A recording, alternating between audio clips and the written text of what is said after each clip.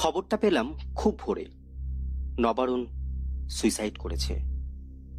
নবারুণ মানে নবারুণ ঘোষ, আমার ছোটবেলার বন্ধু, প্রাণখোলা ছেলে, খুব ভালো ছাত্র ছিল।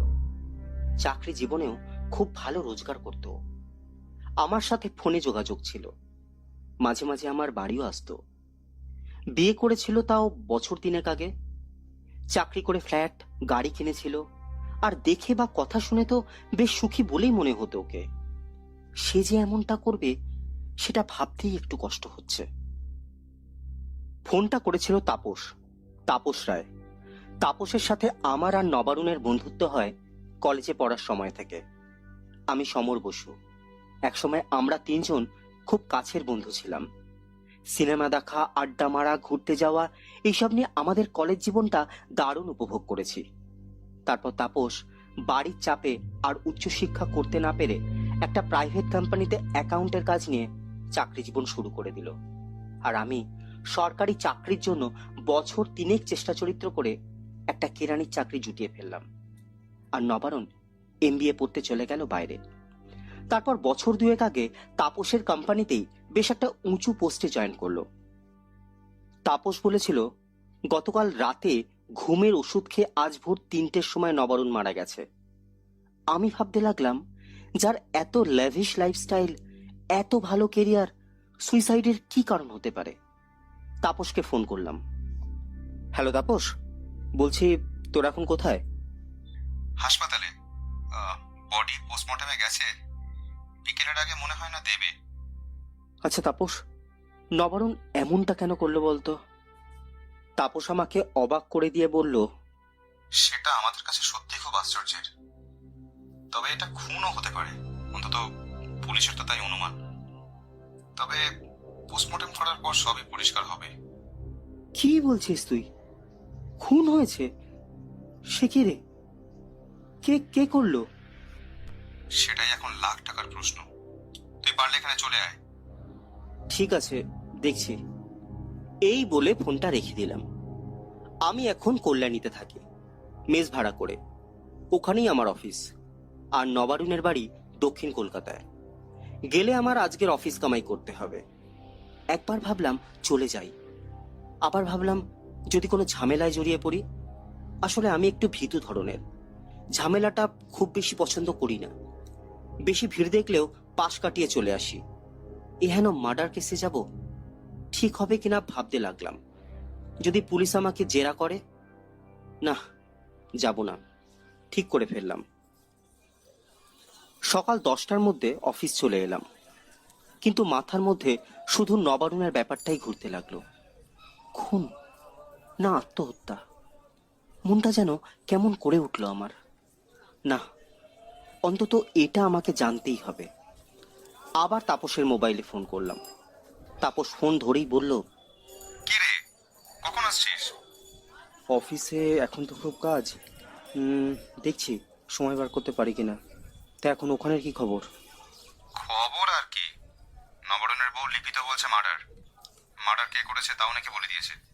বলিস কি? তা তা কে করেছে কিছু বলেছে? সেটা আমি এখনো জানি না। তুই পারলে এখানে চলে আয়, একটা কিছু গোলমাল আছে এর মধ্যে। আহ, এখন রাখি বুঝলি, যদি আসিস তাহলে ফোন করে জানাস। রাখলাম। তাপস ফোনটা কেটে দেওয়ার পর আবার ভাবলাম যাওয়াটা উচিত কিনা। না, একবার ঘুরেই আসি। শত হোক বন্ধু তো, অন্তত তার শেষকৃত্যে থাকাটা উচিত। আমি অফিস থেকে হাফ ডে ছুটি নিয়ে বেরিয়ে পড়লাম কলকাতা যাওয়ার ট্রেন ধরতে। ট্রেন থেকে নেমে একেবারে হাসপাতালে চলে গেলাম। গেটের কাছেই তাপসকে পেয়ে গেলাম। তাপসের মুখটা বেশ শুকনো, চোখটা লাল। আমাকে দেখে বলল, রিপোর্ট পেতে পেতে সন্ধে 7টা বেজে যাবে, তারপর বডি ছাড়বে। তাহলে তাহলে আমরা কি অপেক্ষা করব নাকি চলে যাব? তাপস আমার কথার উত্তর না দিয়ে বলল, কাল পর্যন্ত নবার সাথে কথা বললাম জানিস, একবারেও মনে হয়নি ও সুইসাইড করবে। আজ কাক ভরে বৌদির ফোন পেয়ে গিয়ে দেখি এই ঘটনা। কিন্তু তুই যে বললি মার্ডার। আমি না, পুলিশ বলছে। ওদিকে আবার শুনলাম বৌদিও বলেছে এটা 100% মার্ডার। আর সেটা কে করেছে তাও নাকি পুলিশকে বলে দিয়েছে। পুলিশ যদিও নামটা আমাদের বলেনি। তোর কি মনে হয় তাপস? আমার তো ভাই সুইসাইডই মনে হয়। ওকে কে মারবে? কোনো মোটিভ তো দরকার। আছে হয়তো, সেটার বউ জানে, তুই নাও জানতে পারিস। হুম, হতে পারে। তোদের অফিসে কোনো ঝামেলা হয়নি তো? না ভাই, এমন কোনো ঝামেলা অন্তত আমার মনে পড়ছে না যে তাতে নবারুণ সুইসাইড করতে পারে বা মার্ডার হতে পারে। এমন সময় তাপসের মোবাইলে রিং হলো। তাপস কাউকে আসছি বলে ফোনটা কেটে আমায় বলল, এখানকার লোকাল থানা থেকে ফোন এসেছিল, আমায় ডাকছে। আহ, তুই কি যাবি আমার সাথে? এখন যাবি? ঠিক আছে, চ। হাসপাতাল থেকে মিনিট 40-এর রাস্তা। একটা ট্যাক্সি নিয়ে বেরিয়ে পড়লাম দুজনে। ট্যাক্সিতে যেতে যেতে আমি একটু কৌতূহলী হয়ে তাপসকে জিজ্ঞাসা করলাম, আচ্ছা তাপস, লিপি মেয়ে হিসেবে কেমন? মানে ওদের মধ্যে কিরকম সম্পর্ক ছিল? তাপস আমার দিকে না তাকিয়েই বলল, ভালো। সেরকম খারাপ তো কিছু কোনোদিন আমার কানে আসেনি। ওরা রোজ উইকেন্ডে পার্টি করতো, বছরে 2-3 বার ঘুরতে যেত। দেখে তো কোনোদিন খারাপ মনে হয়নি। আমি হঠাৎই বলে বসলাম, তুই এত কিছু জানিস কি করে? নবারুণ আমার সাথে সবকিছু শেয়ার করতো। নবারুণ তো তোর বস ছিল, তাই না? ওটা অফিসে, বাইরে আমরা বন্ধু। ওর বাড়িতেও আমি যেতাম। ওর পরিবারের সাথে আমার একটা বেশ ভালো বন্ধুত্ব হয়ে গেছিল।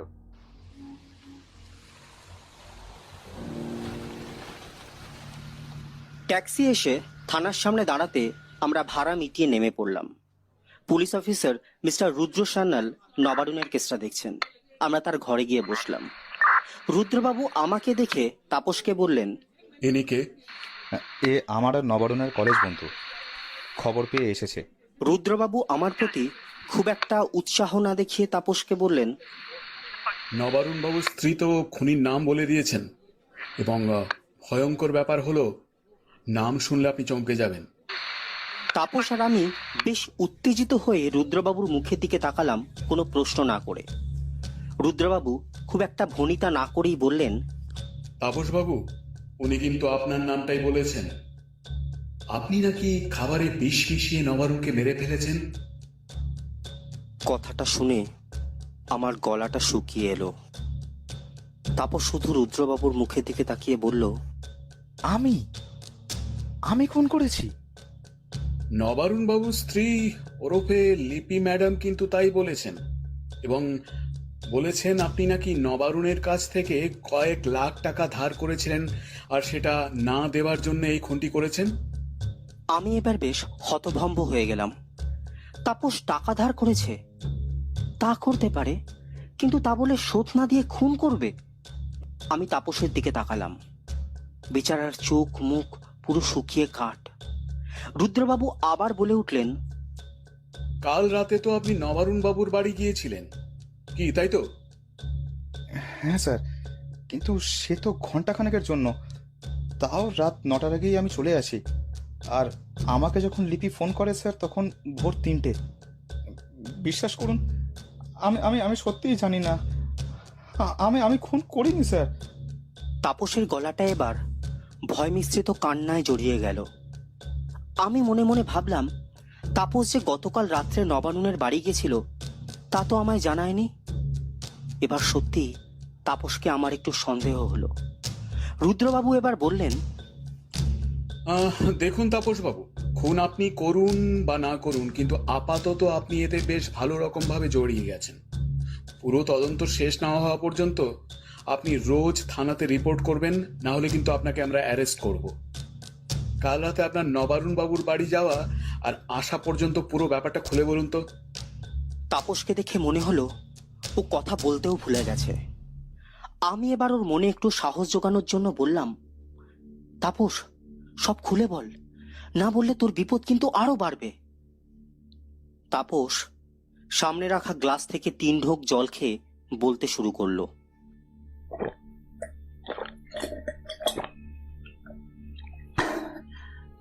কাল সন্ধে 7টা নাগাদ আমি নবারুণের বাড়ি যাই। ও আমার অফিসের বস, কিন্তু আমরা বাইরে খুব ভালো বন্ধু। আমাকে দেখিয়ে তাপস বলে উঠল, আমরা তিনজন কলেজ লাইফে খুব ভালো বন্ধু ছিলাম। তাপস আরো কিছু বলতে যাচ্ছিল, কিন্তু রুদ্রবাবু বলে উঠলেন, আসল জায়গায় আসুন। হ্যাঁ স্যার, সামনে আমাদের অফিসের বোর্ড মিটিং, সেই কারণে একটা প্রেজেন্টেশন বানানোর ব্যাপারে গিয়েছিলাম। আসলে কিছু কিছু কাজ আমরা নিজেদের বাড়িতে বসে ডিসকাস করতাম। ইন্টারেস্টিং। তারপর? বিশ্বাস করুন, ওই ব্যাপারে কথা বলে আমি তারপর আধ ঘন্টার মধ্যেই চলে আসি। এই যে একটু আগে বললেন ঘন্টা খানেক ছিলেন, এখন আধ ঘন্টা হয়ে গেল কি করে? আগে হ্যাঁ স্যার, ওই আধ ঘন্টা থেকে 1 ঘন্টাই হবে। এরপর আমি আর কিচ্ছু জানি না। ঠিক আছে, আগামীকাল আপনাকে আর ভিকটিমের ওয়াইফকে মুখোমুখি জেরা করা হবে। তাপস মাথাটাকে অতি কষ্টে নেড়ে বলল, ঠিক আছে স্যার। তারপর রুদ্রবাবু আমার দিকে তাকিয়ে বললেন, নবারুণ বাবু তো আপনারও বন্ধু ছিলেন, তাই না? হ্যাঁ স্যার, কলেজ বন্ধু। কালকের মুখোমুখি জেরাতে আপনিও থাকবেন। সেদিন রাতে ময়নাতদন্তের খবর এলো নবারুণের পেটে ঘুমের ওষুধ পাওয়া গেছে যথেষ্ট পরিমাণে, আর তার সাথে বিষও পাওয়া গেছে। তবে বিষের পরিমাণটা খুবই কম, তাতে মানুষের মৃত্যু হতে পারে না। অর্থাৎ নবারুণের মৃত্যুর আসল কারণ ঘুমের ওষুধ। আমি তাপসকে বললাম, তাহলে তো লিপির অভিযোগ মিথ্যে, ময়না তদন্তই তো প্রমাণ করে ও খুন হয়নি। তুইও কি মনে করছিলিস আমি খুনি? না না, ওই অফিসার শ্যানালি তো বলছিলেন, তাই আমি বললাম আর কি। তবে কি জানিস, বিষ পাওয়া গেছে মানে হয় তাকে কেউ বিষ দিয়ে নিস্তেজ করে ঘুমের ওষুধ খাইয়ে দিয়েছিল, নয়তো ঘুমের ওষুধ খাইয়ে বিষ দিয়েছিল। আচ্ছা, তারপর বল, তুই কি আজ বাড়ি যাবি না থাকবি? চলে যাওয়ারই তো প্ল্যান ছিল, তবে ওই যে রুদ্রবাবু আমায় আবার কাল ডেকেছেন। ও, তাহলে তুই আমার সাথেই চল। আমি তাপসের বাড়িতে গেলাম। একতলা পুরনো বাড়ি, 2টো ঘর, একটা ছোট রান্নাঘর, আর বাইরে একটা ঘেরাও বারান্দা। সেখানে তাপসের মা থাকেন। বেশ বয়স হয়েছে ওনার।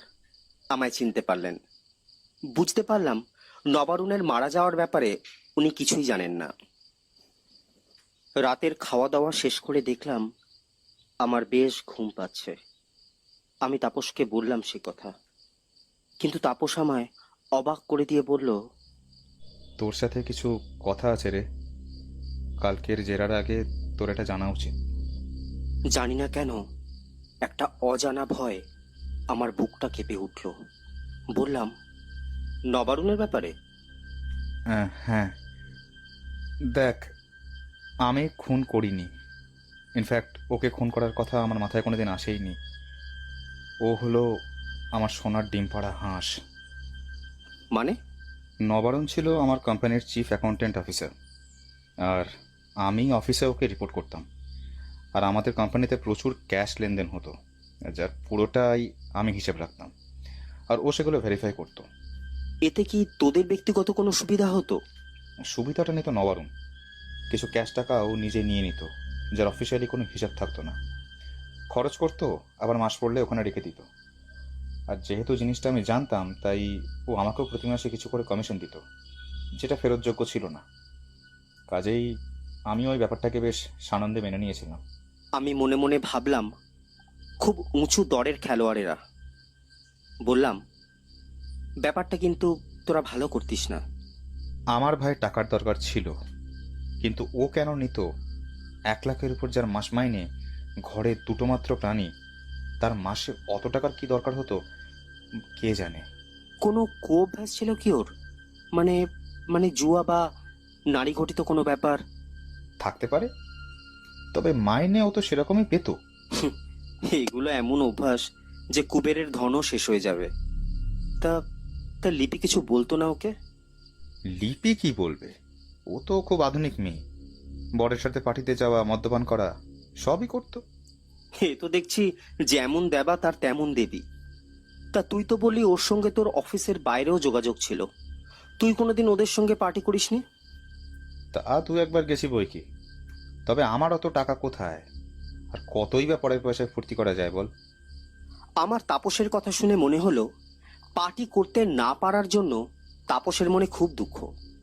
আমি বললাম, আচ্ছা, তার নবারুণের আত্মহত্যার সঙ্গে এর কি কোনো যোগাযোগ আছে? তোর কি মনে হয়? হুম, থাকতেও পারে। গত 2 মাস ধরে ও যে টাকা কোম্পানির ক্যাশ ফান্ড থেকে সরাতো, সেটা কিন্তু আর ফেরত দিচ্ছিল না। কিন্তু টাকা নেওয়াও কিন্তু কমায়নি। আর আমিও অতদিন চুপ করেছিলাম, কারণ আমার কমিশনের টাকাটা ও দিয়ে দিত। কিন্তু সামনের মাসে অডিট, আর ওখানে এই কারচুপি ধরা পড়তই। আমার তো মনে হয় সে কারণেই আত্মহত্যা করেছে। যদিও খুবই বাস্তবসম্মত কারণ, কিন্তু গোলমেলে ব্যাপারটা হলো নবারুণের পেটে বিষ আর লিপির তোর ওপর দোষারোপ। তাপসকে দেখলাম একটু অন্যমনস্ক থাকতে। আমি তারপর বললাম, টাকার পরিমাণটা কত? 1,10,000 তো হবেই। আমার কাছে ওর পুরো হিসেব আছে। আমি অনুভব করলাম আমি আর কথা বলতে পারছি না। ঘুমের দেশে আমি পা রেখে ফেলেছি। রুদ্রবাবু লিপি আর তাপসকে মুখোমুখি বসিয়ে জিজ্ঞাসাবাদ শুরু করলেন। আমি পাশে চুপ করে বসে রইলাম। মনে মনে ভাবলাম আমি মাঝখান থেকে এসে ফেঁসে গেছি।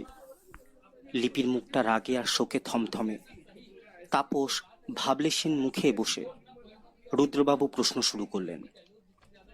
ওকে ম্যাডাম, ময়না তদন্তে কিন্তু আমরা জানতে পেরেছি নবারুণ বাবুর মারা যাওয়ার আসল কারণ অত্যধিক ঘুমের ওষুধ।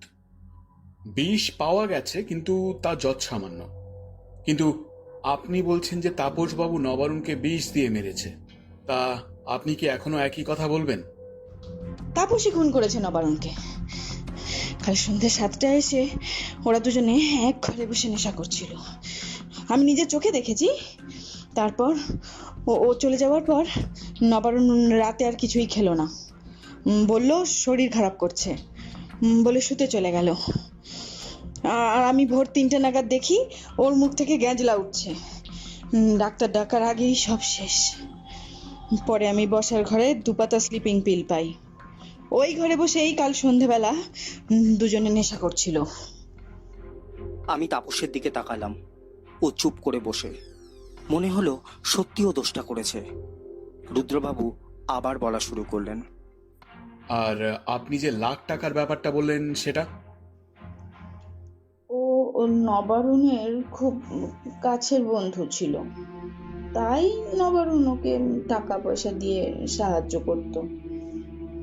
এই করে প্রায় $1,00,000 টাকা ওকে ধার দিয়ে দেয়। এই মাসে আমাদের একটু টাকার দরকার ছিল, কিন্তু ওর কাছে চাইতেই ও আজ দেব কাল দেব করতে থাকে। তাপসবাবু, আপনি এ ব্যাপারে কিছু বলবেন? কাল রাতে আমি গেছিলাম সেটা ঠিক, কিন্তু আমি নেশা করিনি। নবারুণই একা একা নেশা করছিল। বিশ্বাস করুন, আর বিষ বা ঘুমের ওষুধ কোনোটাই আমি দেইনি। আর $1,00,000 তো কোনো প্রশ্নই নেই। আমি ওই টাকা কোনোদিনই নিইনি। রুদ্রবাবু কিছু বলার আগেই লিপি ফোঁস করে উঠল। স্যার, এটা নবারুণই বলেছিল। সে তার বন্ধুকে $1,00,000 দিয়েছে, আর এখন তার অসময়ে ফেরত দিচ্ছে না। আমি মনে মনে ভাবলাম এটা মনে হয় সেই কমিশনের টাকা। নবারুণের মনে হয় টাকার প্রয়োজন হয়েছিল, আর সেই টাকাই মনে হয় ও চেয়েছিল। রুদ্রবাবু এবার বললেন, আচ্ছা ম্যাডাম, এই যে $1,00,000 উনি তাপসবাবুকে ধার দিয়েছিলেন, তার কোনো লিখিত প্রমাণ আছে? উনি ল্যাপটপে সব লিখে রাখতেন, খুঁজলে সেগুলো নিশ্চয়ই পাওয়া যাবে। আচ্ছা সমরবাবু, আপনার সাথেও তো নবারুণের আর তাপসবাবুর কথাবার্তা হতো। ইনফ্যাক্ট আপনারা একসময় খুব ভালো বন্ধু ছিলেন। তো এই টাকা ধারের ব্যাপারটা আপনি কি জানেন? আমি প্রমাদ গুনলাম। ভাবলাম জানি তো অনেক কিছুই, কিন্তু এসব তো আর এখানে বলা যাবে না। আমি ভয়ে ভয়ে বললাম, না স্যার। লুকিয়ে কিছু রাখবেন না সমরবাবু। পুলিশ পারে না এমন কোনো কাজই পৃথিবীতে নেই। তাপস, নবারুণ তোমাকে অফিসের ক্যাশ ফান্ড থেকে টাকা দেয়নি? আমি আর তাপস দুজনেই চমকে গেলাম। তাপস থতমত খেয়ে বলল, সে তো লোন নিয়েছিলাম, মাসে মাসে কেটে নেয়। আমি তাপসের উপস্থিত বুদ্ধির তারিফ না করে পারলাম না। কিন্তু তাপসকে মহা বিপদের মুখে ফেলে রুদ্রবাবু বললেন, ঠিক আছে, এবার অফিসেই খোঁজ নিতে হবে। আর ম্যাডাম, নবারুণের ল্যাপটপটা আমাদের দরকার। অফিস থেকে খবর নেওয়া হলো। খবর পেয়ে তো আমার চোখ কপালে। প্রায় 1,30,000 গরমিল। তার মানে 1,30,000 টাকা নবারুণ আর তাপস মিলে সরিয়েছে। আমি মোটামুটি নিশ্চিত খুনে তাপসের হাত থাক বা না থাক, কিন্তু কারচুপিতে আলবাত আছে। রুদ্রবাবু আমাকে ছেড়ে দিলেন, অর্থাৎ আমি বাড়ি চলে যেতে পারবো। কিন্তু লিপি আর তাপস আপাতত এই এলাকা ছেড়ে কোথাও যেতে পারবে না। আমি ভাবলাম অফিসার বটে একটা, লিপিকেও সন্দেহের চোখে দেখছে, আর দেখবে নাই বা কেন? নবারুণ খুন হোক বা আত্মহত্যা, লিপি তো বাড়িতেই ছিল। আমি ঠিক করলাম আজ রাতে তাপসের বাড়িতে থেকে কাল ভোর ভোর বেরিয়ে একেবারে অফিস জয়েন করব। সে রাতে তাপসকে বললাম, টাকার গরমিলটা তো বড্ড বেশি, কিন্তু তুই যে বলেছিলি 1,10,000। আমিও তো তাই জানতাম রে, কিন্তু নবারুণ যে আড়ালে আড়ালে এত হাত সাফাই করেছে তা কে জানতো। আমার কি মনে হয় জানিস, এত টাকার চাপেই বেচারা আত্মহত্যা করেছে। এবার যদি তোর কোম্পানি পুলিশে এফআইআর করে, তাহলে তো তোকে এরা গ্রেফতার করবে। সে জানি রে, তবে নবারুণ নিজে মরে আমাকেও ডুবিয়ে গেল। বিশ্বাস কর, আমিও জানতাম না ও এত টাকা নিয়েছে। নবারুণের ওই ল্যাপটপে যদি তোর নামে হিসেব থাকে তাপস, তাহলে তো তোকে ওরা খুনের মামলাতেও জড়াবে। তাপস হতাশাগ্রস্ত ভাবে মাথা নাড়ল। সেদিনও আমি তাপসের বাড়িতে রাতে থেকে গেলাম। ভোর রাতে একটা হইচইয়ের শব্দে আমার ঘুম ভেঙে গেল। আমি ধর্মর করে উঠে গিয়ে জানলাম তাপসের বাড়িতে চুরি হয়েছে। আর ঘটনাটা ঘটেছে ভোর রাতেই। ঘর থেকে তাপসের মোবাইল, মানিব্যাগ আর কাকিমার আলমারি থেকে বেশ কয়েকটা দামি শাড়ি চুরি হয়েছে। তাপস বলল, সমর, দেখ তো তোর কিছু চুরি যায়নি তো? আমি এবার খেয়াল করলাম আমার হাত ব্যাগটা খোয়া গেছে। টাকা পয়সা বেশি ছিল না, কিন্তু আমার প্যান কার্ড, আমার একটা ছবি আর কিছু টাকা ছিল, সব হাওয়া। তাপস খুব দুঃখ করে বলল, সরি সমর, তোকে এখানে ডেকে আমি খুব বিপদে ফেললাম। তুই চিন্তা করিস না, আমি পুলিশকে খবর দিচ্ছি। দেখ, আমার যা গেছে তা দামি ঠিকই, তবে তার জন্য আমি পথে বসবো না। কিন্তু তোদেরটা আগে ভালো করে দেখ। আর এমনিতেই তুই পুলিশের খপ্পরে পড়ে আছিস, এরপর না আবার অন্য কিছু হয়ে যায়। তাপস খুব বিষাদগ্রস্ত মনে আমার দিকে তাকালো। আমার খুব খারাপ লাগছিল। যতই হোক পুরনো বন্ধু তো, বিপদে পড়ে গেছে, কি হবে কে জানে। কিন্তু আমি আর বেশি ভরসা পেলাম না, চলে যাওয়াটাই স্থির করলাম। আজ চুরি, কাল যদি খুন হয়ে যাই, যা গেছে যাক। নবারুণের কেসে অনেক বড় চক্র থাকতে পারে ভেবে আমি আর দাঁড়ালাম না, বাড়ির উদ্দেশ্যে রওনা দিলাম। স্টেশনে বসে বসে ভাবছিলাম, গেলাম নবারুণের আত্মহত্যার খবরে, আর ফিরছি এক রাস চিন্তা নিয়ে। তাপসকেও আমার সন্দেহ হলো। দুজনে একই অফিসে একই বিভাগে চাকরি করে, আর দুজনের মধ্যে এত ভাব, নিশ্চয়ই কোনো গরমিল আছে। মাইকে ঘোষণা করলো কল্যাণী যাওয়ার ট্রেন আসছে। আমি উঠে দাঁড়ালাম, কিন্তু চোখের সামনে দেখি একজন পুলিশ কনস্টেবল। আমাকে এসে জিজ্ঞাসা করলেন, আপনি কি মিস্টার সমর দাস? আমি ভয়ে ভয়ে মাথা নাড়লাম। পুলিশটি আমার বুকে কাঁপুনি ধরিয়ে দিয়ে বলল, আপনার নামে ওয়ারেন্ট আছে, আপনাকে একবার থানায় যেতে হবে। আচ্ছা মশাই, আপনি এত বোকা বোকা দেখতে, কিন্তু পেটে পেটে যে আপনার এই, বুঝতে পারিনি তো। আমি ভ্যাবাচাকা খেয়ে বললাম, কিন্তু স্যার আমি কি করলাম? যে বন্ধুর বাড়িতে রইলেন সেই বন্ধুর বাড়িতেই কিনা চুরি করলেন? আমি তো মিস্টার সান্যালের কথা শুনে আকাশ থেকে পড়লাম। স্যার আমি চুরি? স্যার এই মাথার দিব্যি কেটে বললাম, স্যার আমি খুব ভদ্র ঘরের ছেলে। স্যার চুরি টুরি আমাদের বংশে কেউ কোনোদিন করেনি স্যার, ওসব ভাবতেই পারি না। ভাবতে পারেন না? এবার ভাবুন, আপনার বন্ধু কিছুক্ষণ আগে এসে আপনার নামে এফআইআর করে গেছেন। আপনি ওর বাড়ি থেকে মোবাইল, শাড়ি চুরি করে পালিয়েছেন। আমি কাঁদবো না হাসবো না দেওয়ালে মাথা ঠুকবো বুঝতে পারলাম না। আমি বললাম, স্যার আমি একবার তাপসকে ফোন করছি। আমি ফোনটা বার করলাম। ফোন করতে গিয়ে দেখি মোবাইলের সিমটাই নেই। আমি অবাক হয়ে গেলাম। বুঝলাম তাপসের বাড়ির চুরির ঘটনাটা একটা নাটক, আর আমি নিজেই এতে ফেঁসে গেছি। নিজেকে বাঁচাতে আমি তাপস আর নবারুণের সমস্ত ঘটনা একটু না বাড়িয়ে রুদ্রবাবুকে বলে দিলাম, আপনি বাঁচলে বাপের নাম। আপনাকে আমি এখনই গ্রেফতার করব। আগে বলেনি কেন? আগে স্যার, আমি একটু ভীতু প্রকৃতির, তাই বলতে সাহস পাইনি। তার মানে চুরি আপনি করেননি, আপনাকে তাপসবাবু ফাঁসিয়েছে বলছেন আপনি? আমি মরা নবারুণের নামে দিব্যি দিচ্ছি স্যার, এ কাজ তাপসের। তাপস আমায় ফাঁসাচ্ছে। তাপসবাবু কি আপনাকে বলেছেন যে নবারুণ বাবু কেন আত্মহত্যা করেছেন?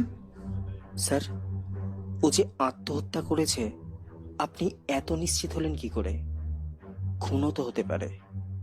ময়না তদন্ত যদিও বলছে যে আত্মহত্যা, কিন্তু আমি এখনো এটাকে খুন বলেই মনে করি, আর এ ব্যাপারে আমাদের তদন্ত চালু আছে। স্যার, আমি কি তবে যেতে পারি? যেতে পারি মানে? আপনার নামে এফআইআর আছে চুরির অভিযোগ। এই দেখুন স্যার, আমার কাছে কিছুই নেই। চুরি করলে তো চুরি যাওয়া জিনিস আমার সঙ্গে থাকবে। কোথাও বিক্রি করে দিয়েছেন নিশ্চয়ই। নিন এবার সত্যি কথাটা বলুন।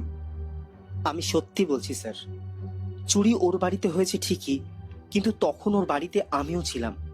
আমারও কিছু গুরুত্বপূর্ণ ডকুমেন্টস গেছে ওই চুরিতে। তা আপনার কি কি চুরি গেছে? আগে স্যার, প্যান কার্ড আর ছবি। আর স্যার, অফিসে যাওয়ার ব্যাগে আমার এটিএম কার্ড আর চেক বইটাও ছিল। এত দরকারি জিনিস চুরি গেল আর আপনি পুলিশে কমপ্লেনই করলেন না? আপনি কি মশাই? আমি আর বললাম না যে সিম চুরি গেছে, শুধু বললাম, স্যার আপনি একবার তাপসকে ডাকুন, ও দেখি আমার সামনে কি বলে। ও আমার এত কাছের বন্ধু হয়ে শেষে কিনা চোরের বদনাম দিল। ওয়ারেন্ট যখন বেরিয়েছে তখন গ্রেফতার আপনাকে করতেই হবে। একমাত্র যদি কোনো জামিনদার পান তবে ছাড়া পাবেন। বুঝতেই পারছেন স্যার, টাকা নেই, টাকা তোলার কার্ডও নেই, চেক বইও নেই। জামিনের টাকাটা দেবো কোথা থেকে স্যার? রুদ্রবাবু শুনলেন না, আমায় জেলে পুরে দিলেন। ভারী রাগ হলো আমার। বন্ধু শেষকৃত্যে এসে শেষে কিনা চোরের অপবাদে একেবারে জেল। আমি জেলবন্দি হয়ে রইলাম টানা 10 দিন।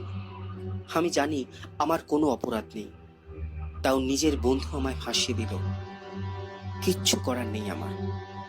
এর মধ্যে শুধু একবার জেলের ফোন থেকে ফোন করে অফিসে বলে দিয়েছি মায়ের শরীর খারাপ থাকার জন্য আমার অফিস যেতে আরো 20 দিন লাগবে। জানি না ওরা বুঝতে পেরেছে কিনা। বুঝলে বা জানলে আমার সরকারি কেরানির চাকরিটা হয়তো থাকবে না। তাপস একবারের জন্য দেখা করতে এলো না। 11 দিনের দিন আমি খবর পেলাম নবরুণের বউ তাপসের ওপর থেকে খুনের অভিযোগ তুলে নিয়েছে, আর পুলিশও এই ব্যাপারে আর তদন্ত করবে না। নবরুণ সুইসাইড করেছে ঘুমের ওষুধ আর বিষ খেয়ে, এই হিসেবেই ওর ফাইল বন্ধ করে দেবে। আর ওর অফিসের টাকার কারচুপিতে নবরুণকেই দোষী সাব্যস্ত করেছে। কিন্তু নবরুণকে আর ধরবে কিসে? ও তো এখন এসবের বাইরে। আমি ভাবলাম দেওয়ালে মাথাটা ঠুকি, কিন্তু পারলাম না। তারপর রুদ্রবাবুকে বলে কয়ে একটা জামিনদার জোগাড় করে আমার হাতে সোনার আংটিটা বিক্রি করে জামিন নিলাম 11 দিনের মাথায়। রুদ্রবাবু আমায় বললেন, আজকাল আপনার বন্ধু তাপস আর লিপিকে একসাথে দেখা যাচ্ছে, আপনিও কি এবার এদের সাথে যোগ দেবেন নাকি? আমি বুকে চাপা হাসি নিয়ে একটা নেতিবাচক মাথা নেড়ে বেরিয়ে এলাম। বেরিয়ে এসে ঠিক করলাম একবার তাপসের বাড়ি যাব। আমাকে এভাবে ফাঁসানোর কারণটা আমার জানতে খুব ইচ্ছে করছে। 11 দিনও আমাকে জেলের ঘানি টানিয়েছে, তারপর এখন লিপির সাথে একজোট হয়েছে। তাপস বাড়ি নেই, তাপসের মা জানালেন। কোথায় গেছে কখন আসবে জিজ্ঞাসা করায় কাকিমা বললেন, কোথায় গেছে বাবা তা তো বলতে পারবো না, কখন আসবে তাও জানি না, মাঝে মধ্যে তো আজকাল রাতেও বাড়ি আসে না। আমি চমকে উঠলাম। ভাবলাম রাতের ঠিকানা নিশ্চয়ই লিপির বাড়ি। আমি নবারুণের বাড়ি চিনি, 2-1 বার গেছিলাম। একটা ডুপ্লেক্স টাইপের বাড়ি, নিচে গ্যারাজ, উপরে 3 কামরার ঘর। এখন সন্ধে 7টা, গ্যারাজটা বন্ধ। আমি সিঁড়ি দিয়ে আস্তে করে উপরে উঠে গেলাম। বসার ঘরে তাপস আর লিপির গলা শুনতে পেলাম। তাপস বলছে, শোনো, আমি খবর পেয়েছি সমরের আজকালের মধ্যে জামিন হয়ে যাবে। আমাদের কিন্তু ওর অ্যাকাউন্ট থেকে টাকাটা কাল সকালের মধ্যেই সরাতে হবে, আমাদের জয়েন্ট অ্যাকাউন্টে। আরে বাবা, তুমি এত চিন্তা করছো কেন? সমর ছাড়া পেয়ে কি আর কালকের মধ্যেই জানতে পারবে যে ওর অ্যাকাউন্টে 1.5 কোটি টাকা ঢুকেছে? ও একটা বেচারা ছেলে, বেচারা জানতেই পারলো না যে ওর সিম, এটিএম আর চেক বই দিয়ে ওর অ্যাকাউন্টের সব গোপন নথি এখন আমাদের কাছে। আর যদি এটাও জানতো যে ওর অ্যাকাউন্টে এখন 1.5 কোটি ঢুকেছে, তাহলে তো পাগলই হয়ে যেত। হ্যাঁ, আমি গোবেচারা, ঠিকই বলেছে। আমি বোধহয় এর চেয়েও বেশি কিছু। আমার বিরুদ্ধে এত বড় চক্রান্ত, আর আমি কিছুই টের পেলাম না। লিপির একটু অভিমানী কথা আমার কানে এলো। তবে তাপস, তুমি কিন্তু আমায় বিশ্বাস করতে পারলে না। নবারুণের হাত সাফাইয়ের টাকা, ইন্স্যুরেন্সের টাকা সব আমার অ্যাকাউন্টে ঢুকলো, কিন্তু তুমি তোমার ওই বন্ধুর অ্যাকাউন্টে সব ট্রান্সফার করে দিলে। আমার মাথার ঘিলুগুলো একসাথে বিদ্রোহ করলো। ঠিক তখনই তাপসের গুরুগম্ভীর কণ্ঠস্বর আমার কানে এলো। দেখো লিপি, টাকা খুবই মারাত্মক জিনিস। সে যতই তোমার সাথে আমার সম্পর্ক থাক, তুমি যদি নবরণের টাকা নিয়ে আমাকে ভুলে যেতে, অবশ্য তা পারতে না, কারণ নবরণকে মদের সাথে বিষ আর ঘুমের ওষুধ আমরা দুজনেই দিয়েছি। তবুও কিছু করলে আমি কি আর তোমায় ছাড়তাম? আর এতগুলো টাকা শুধু তোমার অ্যাকাউন্টে রাখাটাও একটু রিস্কি হয়ে যেত না? আবার তোমার মনে কি হতো, আমাকেই হয়তো বিষ খাইয়ে মেরে দিতে? কথাটা শুনে খুব রাগ হলো আমার। এবার শুনতে পেলাম লিপি বলছে, তবে এটা বলো, কিভাবে পুলিশের সামনে তোমাকে দোষী করে আমাদের সম্পর্কটা সবার চোখে কেমন আড়াল করলাম? শুধু কি সেটা, নাকি অফিস থেকে লোপাট হওয়া সব টাকা আমার অ্যাকাউন্টে আছে সেটাও বলা? যাই হোক, সমরকে দেখে খুব একটা খারাপ ছক আমাদের মাথায় আসেনি, কি বলো? যা হয়েছে ভালোই হয়েছে। আমার অ্যাকাউন্টে তোমার অ্যাকাউন্টে টাকা না রেখে ওই বলদ সমরের অ্যাকাউন্টে রেখে এবার আমাদের নতুন খোলা জয়েন্ট অ্যাকাউন্টে কালকেই সমস্ত টাকা ট্রান্সফার করে নেব, তাহলেই কেল্লা ফাতে। তারপর টাকা কার, সেটা নিয়ে আমাদের কারোর কোনো অভিযোগ থাকবে না। আমি বলদ হলেও বুঝলাম যে এরা আমাকে জেলে পাঠিয়ে আমার অ্যাকাউন্টে সাময়িকভাবে টাকা গচ্ছিত রেখে নিজেদের নামে অ্যাকাউন্ট খুলে সেখানে রাখবে, যাতে ওই টাকার ভাগিদার দুজনেই হতে পারে। তাই বলি, আমার সিম কার্ডটা কেন নিল তাপস? আমি মনে মনে হিসেব করলাম, তার মানে এই মুহূর্তে আমি কোটিপতি। কথাটা ভাবতেই মাথাটা ঘুরে গেল আমার। ট্রেন ছেড়ে দিয়েছে অনেকক্ষণ। আমি পেপার কিনে চোখ রাখলাম। আজকে সবচেয়ে বড় খবরে চোখ চলে গেল আমার। গতকাল রাতে শহরে গ্যাস সিলিন্ডার বিস্ফোরণে লিপি ঘোষ আর তাপস রায়ের মৃত্যু। বিস্তারিত খবর আমি পড়লাম না, মনে মনে হাসলাম। কাল রাতে লিপি আর তাপস নেশা করে বেহুশ হয়ে পড়েছিল, আর আমি তখন রান্নাঘর থেকে সিলিন্ডারটা খুলে দিব্যি আগুন ধরিয়ে চলে এলাম। কেউ টেরই পেল না। এরা যে কেন দরজা লক না করে নেশা করে কে জানে। আমি পেপারটাকে তাড়াতাড়ি ভাঁজ করে রেখে মনে মনে ঠিক করলাম আমার পুরনো সিমের নাম্বারটা আবার অ্যাক্টিভেট করতে হবে, তারপর ব্যাংকের অনলাইন পাসওয়ার্ডটা বদলাতে হবে, আর তারপর এটিএম কার্ডটা আনাতে হবে। 1.5 কোটি বলে কথা, যতই বলদ হই না কেন, এত টাকার লোভ সামলানো সত্যি মুশকিল। কি বলেন আপনারা?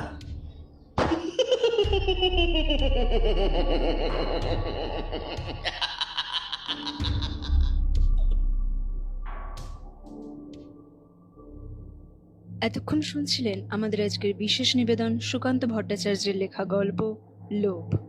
আমাদের প্রচেষ্টা আপনাদের ভালো লেগে থাকলে আমাদের চ্যানেলটিকে অবশ্যই সাবস্ক্রাইব করুন এবং লাইক ও কমেন্টের মাধ্যমে আমাদের পাশে থাকুন।